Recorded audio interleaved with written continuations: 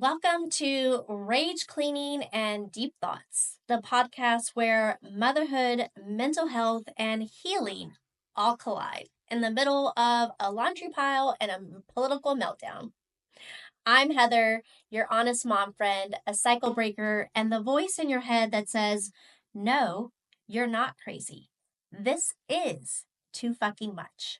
If you're raising kids in a broken system while trying to unlearn everything you were ever taught, you belong here.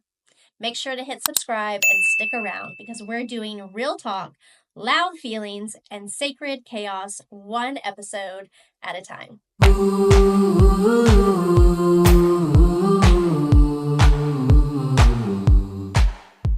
In the words of Sophia Petrillo from The Golden Girls, picture this: my kitchen, 2025. There I was, rage cleaning the kitchen counters like it had personally disrespected me.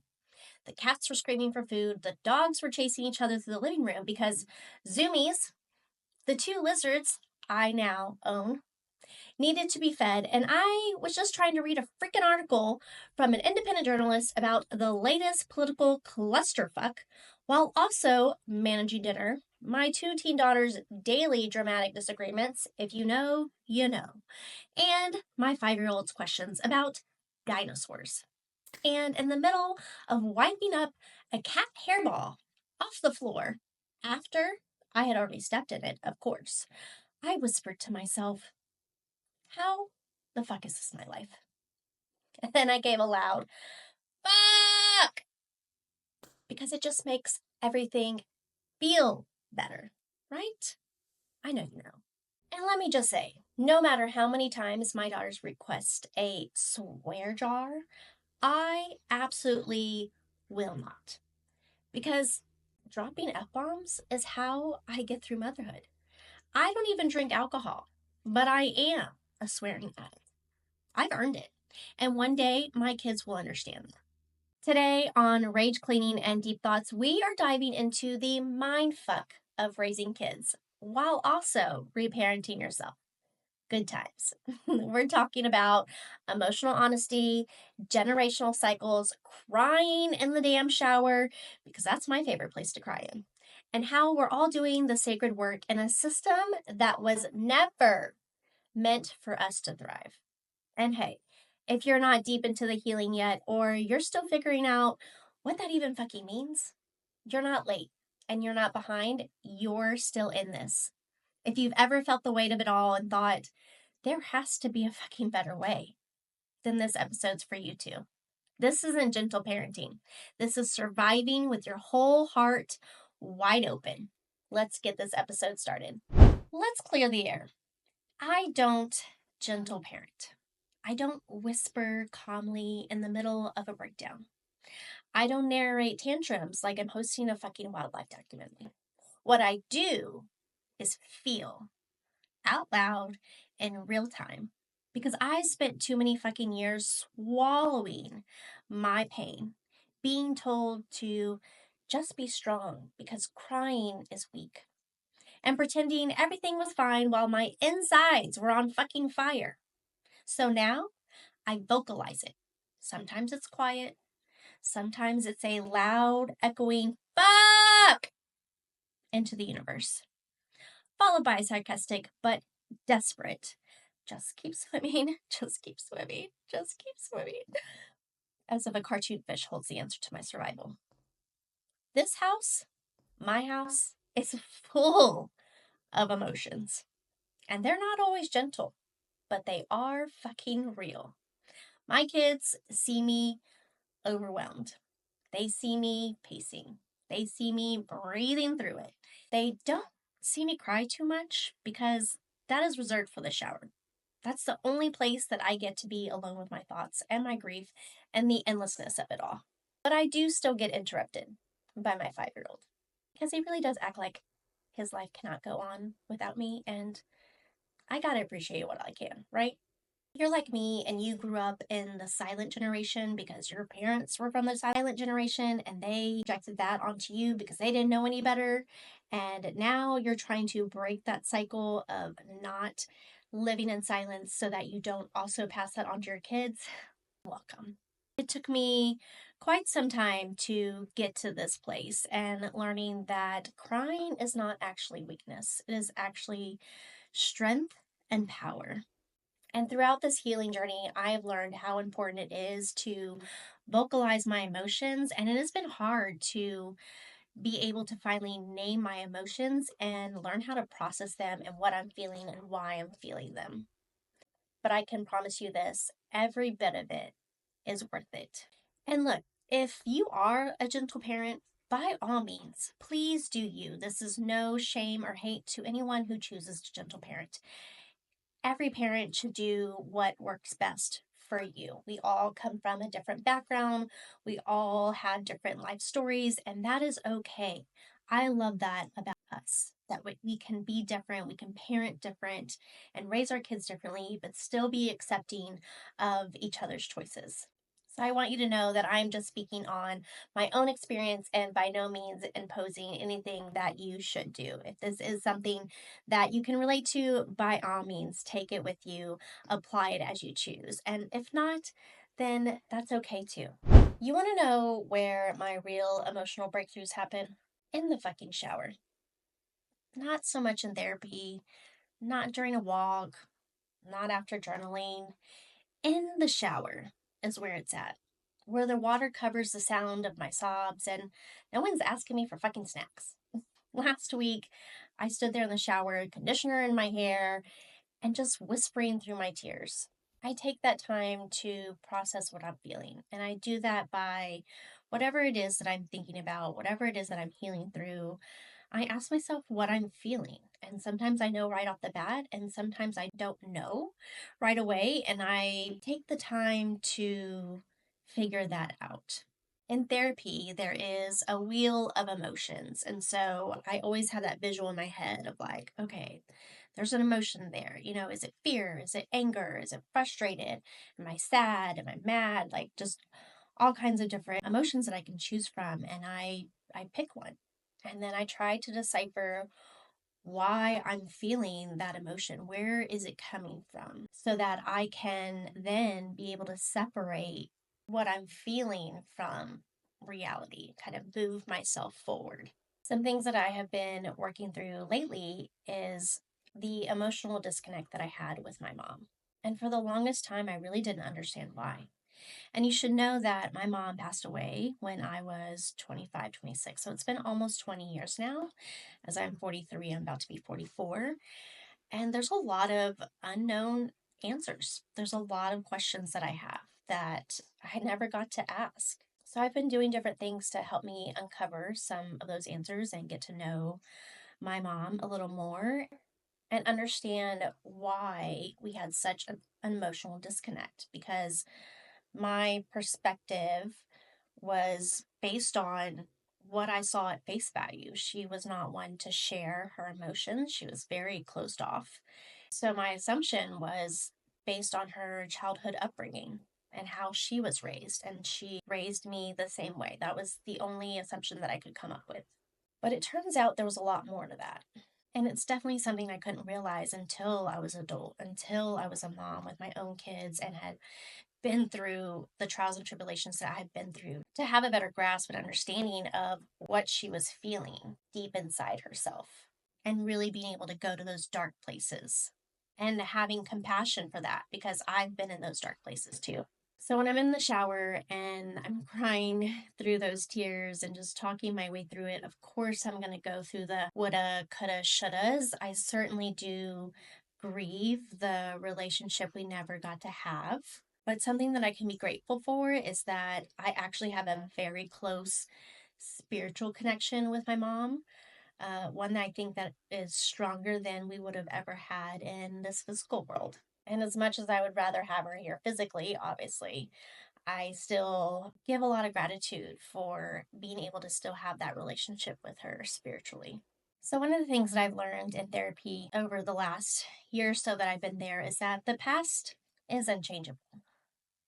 The healing is for me and it's for my kids.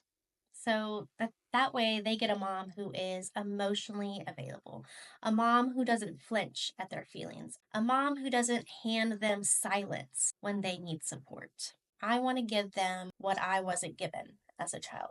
Because I may dry off, wipe my face, and go make dinner. But don't tell me it's like it never happened.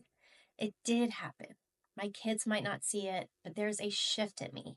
They can't see it, but I feel it. And that's what matters. Having those moments in the shower, processing those emotions, releasing those emotions, that is strength. That is power in making the conscious effort to do that. And having that release of my emotions then helps me to move forward and feel lighter as I step out of that shower and be able to go still connect with my kids and do what I need to do because I released that heavy weight off my chest. And so I encourage you to always find time to release those emotions, whether it's in your bathroom, whether it's in the shower, whether it's in your car, whether it's in your bedroom, whether it's the middle of the store aisle, whatever works best for you. Take the time to release those emotions because there is so much strength and so much power when we do that.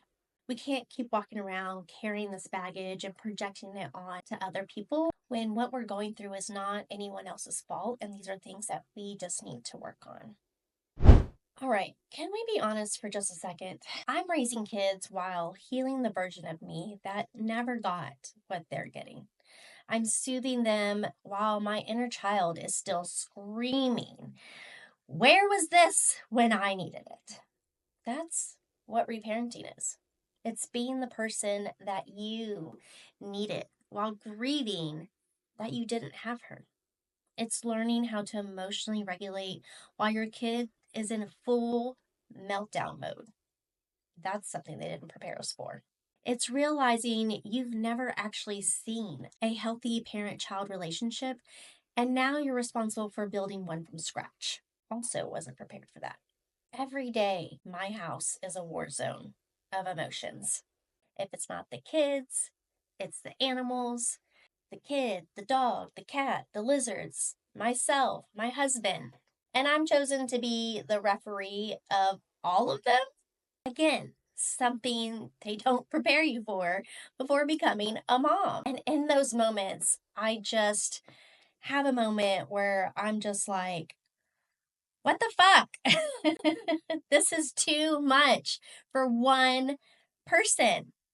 I am one person trying to wear the hats of many people and be a referee and be a cheerleader and be a mentor and be a therapist and be a zookeeper and a circus tamer.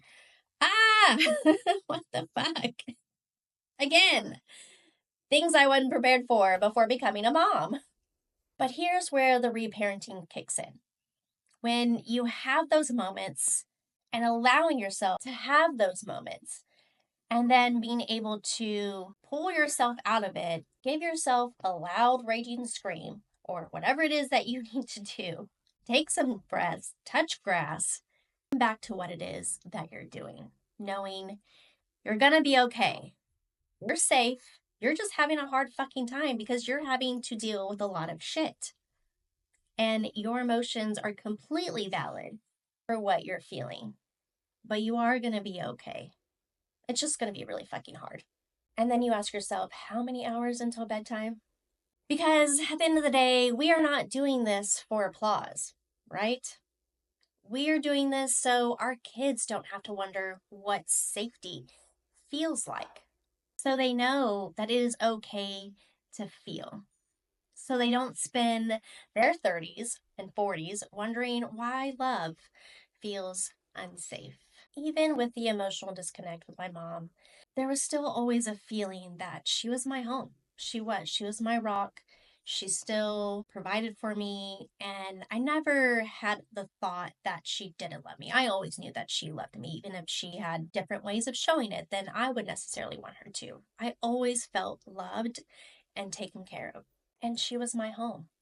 And that's something that I have missed deeply since she has been gone. And with that, that's exactly how I want my kids to feel. I want to be their home. I want to be their rock. I want to be their safety net. I want to be the one that they come to with their emotions. And I know that I have to do the work in myself to be able to be that person, that I have to gain their trust. And I haven't been perfect through this process whatsoever. But as my kids have become older, it's been easier to understand them a little more, communicate with them better. I have grown, I've healed more. So even my own child tells me that, "Mom, you're not a therapist," because I actually do sound like a therapist sometimes, the way that I explain things to her when she's having friend drama or whatever it is that's going on in her life. I'm able to help her process her emotions because I've had therapists that have helped me process my emotions. And I'm so grateful for that. Now let's talk about the part that makes us laugh so we don't cry, or both at the same time. Because healing, it's hilarious and tragic. It's lighting a lavender candle while screaming into a towel. It's rage cleaning a countertop while repeating therapy mantras under your breath. Let's be real. I'm not trying to raise emotionally intelligent kids just to send them into an emotionally unintelligent society. Every generation says we did the best we could. That might be true, but this one, we're doing better on purpose. And that shit is fucking painful. It's not that we're too sensitive. It's that we've been gaslit into thinking survival is normal. Moms aren't burning out because we're weak. We're burning out because the system was never built for us to survive in. You want some stats? Here's some damage report. In 2024, 57% of parents reported burnout. 65% of working parents said they felt emotionally and mentally drained. 1 in 5 U.S. mothers experiences maternal mental health disorders annually. And parental burnout is directly linked to harsher parenting and poor mental health in kids. But sure, let's fix it with gratitude journaling and a bubble bath. No, we need space, we need support, we need to be seen, and we need to stop pretending that self-care alone can undo systemic failure. Now, I've had experience in different areas of motherhood. I have been a working mom, a stay-at-home mom, a work-from-home mom, and I have to tell you that all of them are hard. All of them are hard. But one thing about working moms, especially, is that, again, society does not set working moms up for success. Society has set moms up to fail ever since they started allowing women to go into the work field. It's set up for men to be successful, not women, because you're not allowed to be a mom and go to work and focus on both. You have to only focus on one. They want you to go to work without worrying about your kids. Who fucking does that? And sadly, everything falls on the woman, on the mother. So not only is she having to go to work, she's having to figure out doctor's appointments, sick days of her kids, sick days for herself if she even takes it, getting her kids to and from school, after school activities, and the fact that we have yet to ever change the time of when the workday starts and ends and when a school day starts and ends. We've never changed that. What the fuck are we doing in 2025 that we haven't balanced that out so that everybody could be successful if they wanted to go to work, but also be a parent? So mothers are in a constant battle of choosing between being a mom and wanting something more for herself outside of the home, or having to work because she can't afford daycare, but she can't go to work without daycare. And then if she stays home to take care of the kids, instead of paying for daycare, then they're on a single income family. And if she's a single mom, she's doubly screwed because then she has to work and figure out daycare and figure out all the things with her kids. And again, we've still yet to figure that out in 2025, how to make women be successful in the working field while also being a mom. So know that whatever rage and anger that you have towards doing all of these things as a mom and feeling under so much pressure, your feelings are validated. And it's not you that's broken, it's the system that's broken. And we need to do better. All right, let's do the tidy up because every good rage cleaning session deserves a clean ending. If you've cried in the shower this week, if you've screamed fuck into a closet, if you've apologized to your kid for reacting instead of responding, even though no one ever did that for you, you are not weak. You are not emotional. You are not alone. You are the one it ends with and the one it begins with. This is what cycle breaking looks It's painful. It's lonely. It's gritty as hell, but it's powerful. And your kids, they're going to say, my mom made it safe to feel. I could talk to her about anything. And that right there, that's a fucking win. If this episode hit you like a truth bomb to the soul, please share it. Send it to the mom who's one meltdown away from a breakthrough, because we have all been there. DM me your rage cleaning breakdowns. Leave a review. Come find me on TikTok or IG or Substack or Blue Sky. I'm on all of them, because we are not doing this alone. This is rage cleaning and deep thoughts. We don't do gentle. We do fucking real. Ooh.